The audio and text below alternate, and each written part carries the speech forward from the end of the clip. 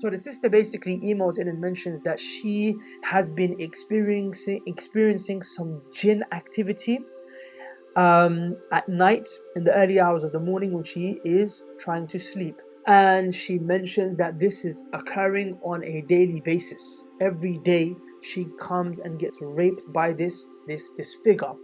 Now, some people, may be familiar with this kind of thing, but some may be familiar on a bit of a lesser scale.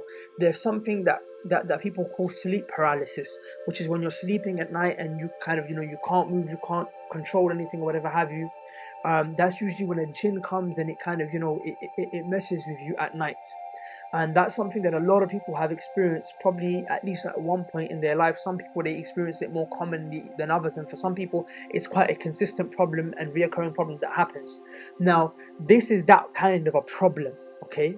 Now, she mentions this is becoming an increasingly common problem. She tried to speak to her mother about it, but her mother kind of just blew her off and just said that basically she's just kind of experiencing this, so that's kind of just like her mind playing games on her, making her think, because she's just getting desperate, which is obviously not the case for her. She's adamant that that's not the case.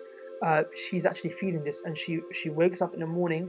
There have been cases where people actually find discharge between their legs. That could just be that you had a wet dream. You're actually feeling the pain. You're actually feeling the physical feeling that comes along with it.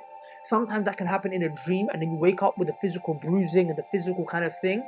Or it might not be a dream. It could actually be that you actually are experiencing it while you're awake, but you're in a state of almost sleep paralysis where you can't do anything, or you feel kind of weak, and you're just basically being overpowered, and it's basically doing that with you. Now, she mentioned that, she started to pray, and when she started to pray, it got a bit better, and every day she still has to do the ghusl and cleaning herself and having to take her out of this major ritual impurity by doing the ghusl, which is the bath of purity, to uplift yourself from major ritual impurity. She wants to now know how this filthy act could come to an end. She wants to know how this can be stopped. Two things are happening here.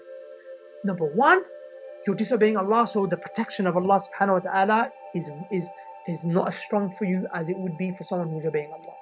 Number two, you're actually attracting the evil jinn, the evil shaitan, to fall in love with you.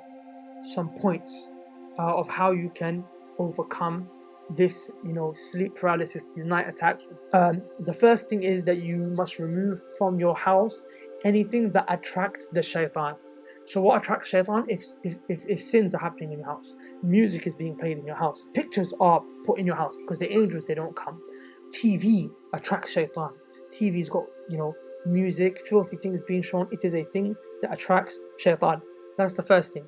The second thing is that you strictly perform all the adhkar, all the remembrances, all the du'as, the supplications, the words of remembrance that will cause you to be protected from shaitan, okay?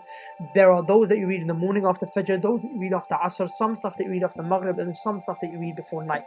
The third thing is that you read the adhkar and the supplications and the du'as that are specific to overcoming an enemy.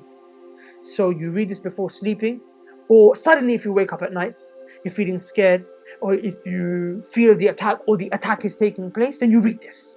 The fourth thing is take a ruqya bath. The fifth thing is to use ruqya oil before going to sleep. The sixth thing is that, you wake up for the night prayer, for the tahajjud prayer. The reason why this is good is because the shaitan will see that the way that you're responding to these attacks is by actually worshipping Allah. So remember, the shaitan, the reason he comes to you is because ultimately he wants to take you away from Allah. But when it realizes that you are actually responding by increasing in your servitude, in your slavery, in your submission, in your ibadah to Allah, it will then start to back off, because it will realize, right, it's not working for me. This is why the Prophet ﷺ said to Umar ibn Khattab radiyallahu anhu, the great noble companion, he said, Umar, when you walk on one side of the street, shaitan walks on the other side of the street. The reason for that is because that when the shaitan would come to Umar, he would try to whisper to Umar to do evil. And then when Umar would hear that, he would do the opposite, but double in terms of good.